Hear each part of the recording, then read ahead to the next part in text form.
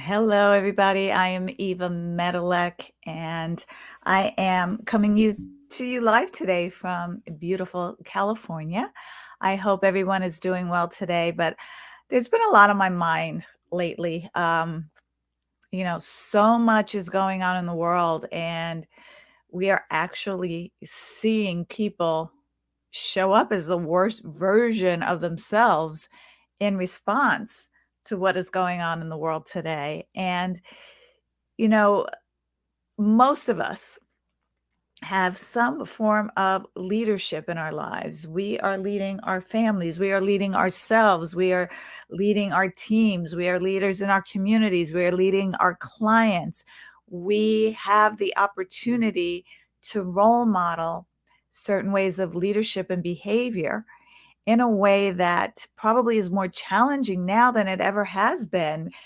And it's really important for us to show up as this best version of ourselves, regardless of what is going on in the world today and what we are seeing, because we've seen the consequences of losing control. If you've had your head buried in the sand the last few weeks and watching these January 6th hearings, there's a lot of heads in the sand, not wanting to admit what's going on, not wanting to take responsibility, not wanting to really preface or forward the fact that some of these people in power were becoming unhinged when their power was threatened.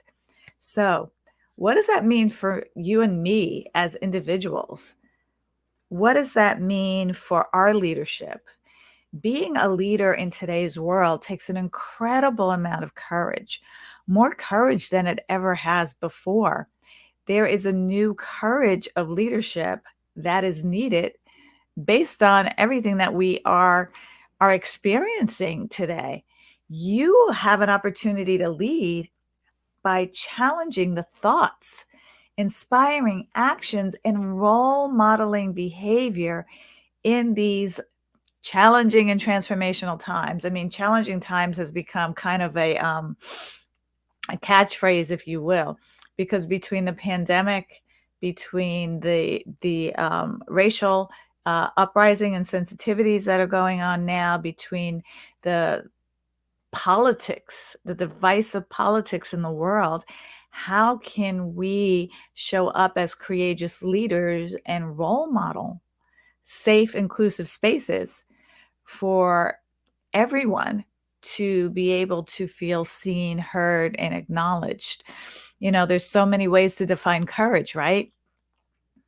I always define courage as taking action in the face of fear, because let's face it, the fear of losing power with those in power in politics in our country has caused a lot of unscrupulous, that's a good word, unscrupulous actions in order to hold on to that power. And we, especially here in America, as American citizens, and Europe is experiencing it too with Russia's invasion of Ukraine, we are left victims, if you will, of this incredible push for power. So, you know, talking about fear, there's fear of being canceled, right?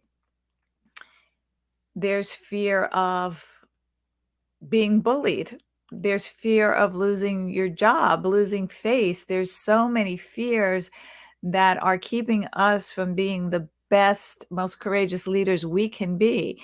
Certain of us, certain people you see on social media all the time are speaking out about their experiences, their feelings, their fears, their concerns with what's going on in our country.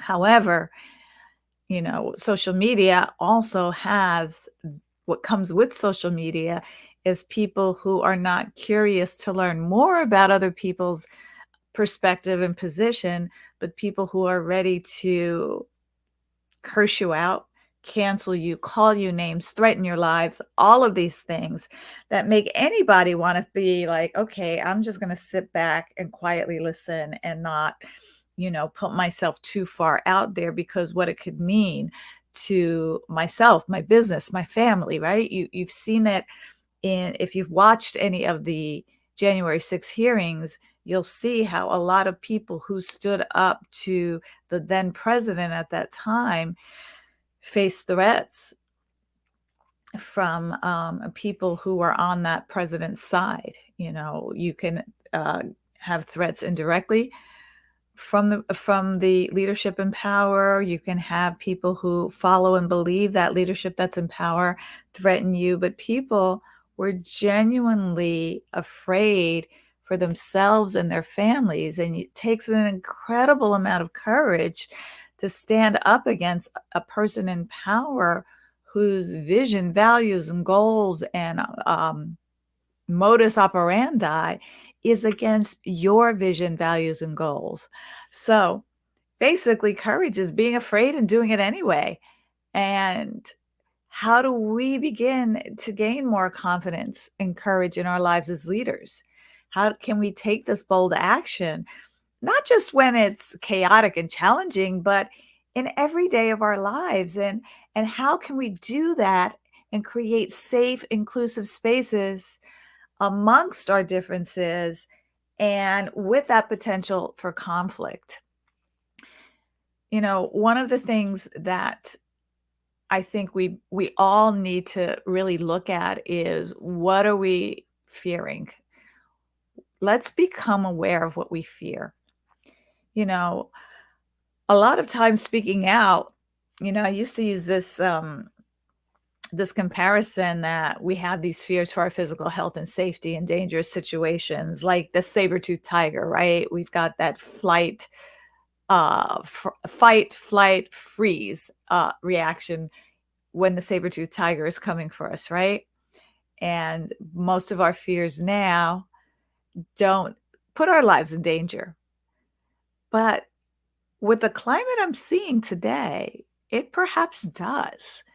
You know, there is physical health and safety to be considered when you're making these bold, courageous moves. So, with that being said, how can we create inclusive conversations when there's often the potential for conflict, right? Um, Listen, most conflict happens when people don't feel seen, heard, acknowledged, or understood. So, as leaders, we have the ability to reset these conversations so that people aren't being reactive or defensive, but they're focused more on growing and moving the conversation forward with solutions. You know, if we look at some of the great influencers in our world, there are some common traits that they share in how they influence, how they role model, how they have you think about certain situations. You know, they teach us how to think, not what to think. You know, whether, you know, whatever problem or opportunities that we are facing, how can we think about those in I don't know. So I was going to say positive ways, but sometimes positive doesn't fit, but in more of a forward thinking way, if you will. How can we be challenged to stretch our knowledge, our skills, and abilities to meet our challenges, right? I mean, a lot of times in my Facebook group, The Intimacy of Race, I am sharing historical nuggets of knowledge so that people know more about the history of Black Americans in this country and what we had to endure, and how we had to adapt, and the level of resilience that we had to develop for constantly being oppressed and being prohibited from moving forward, for growing, for expanding. And when you look at what we had to endure, it was an incredibly admirable, the resilience that Black people as a community have had to deal. I have such a higher level of respect for my fellow Black Americans and others of oppressed communities, how, as Maya Angelou says, and still we rise. So as leaders, we get to be role models for how to show up in life, how to take action, how to be committed action to our vision and values. And we also get to listen. And this is the thing, this is the key. Listen to the pain, struggles, and challenges of the communities that we lead. So when you think about listening, I call it influential listening, inclusive listening, if you will. Listening is one of the keys to creating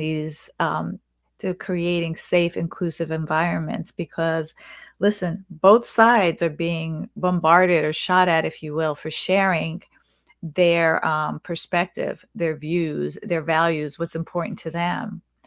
But how can we as leaders continue to show up as our best selves in spite of feeling like our worst selves? I mean, watching what the Supreme Court has done has greatly discouraged me and has left me feeling despair and hopelessness. I'll just be honest and put it out there. However, I get to feel those feelings. I get to be in those feelings, and I also still get to be a leader, right? And I want to understand. I want to really, before reacting or responding or judging, if you will, really understand what all of this means. And so, how we listen to others, how we listen for understanding, how we ask questions to further our understanding, and how we acknowledge with compassion someone else's experience and viewpoint is part of leadership. And part of leadership is also not bypassing, guys. It's not bypassing with love and light what's going on, what your communities are experiencing, the fear, the real fear that's in the world, especially here in America. We get to acknowledge that. We get to hear it. We get to be curious before getting furious. We hear that term all the time, but really get curious to have a deeper understanding of what your communities, the temperature of your communities, what is going on in your communities, and how can you listen to understand and ask powerful questions to move forward with collaboration to create growth and betterment. Anyway, just some thoughts that I wanted to share with you this morning, so that we can continue to show up as our best selves. And part of that is really self-care. There have been times where the frustration level that I felt watching what's going on in America today is just like, Lord, I can't take another thing. I'm about to explode. And that's where I get to really make sure that I am using the habits and practices that I know will continue to fill my gas tank, if you will, and have me feeling well rested and recharged and reset throughout the day. So please do that for yourself as well. And that's really it for what I wanted to share to you today. Oh, one more thing. I had an amazing radio show guest yesterday on my show, What's Important Now, on Voice America. Dr. Judith Rich joined me, and we talked about transformation and leadership very openly. And go to what'simportantnow.live and catch that episode that ran yesterday, June 28th at 1 p.m.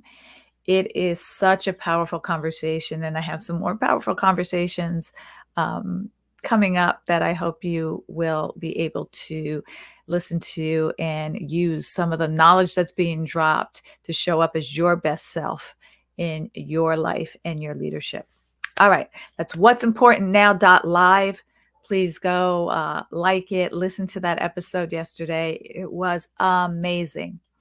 And I will talk to you next week. Bye.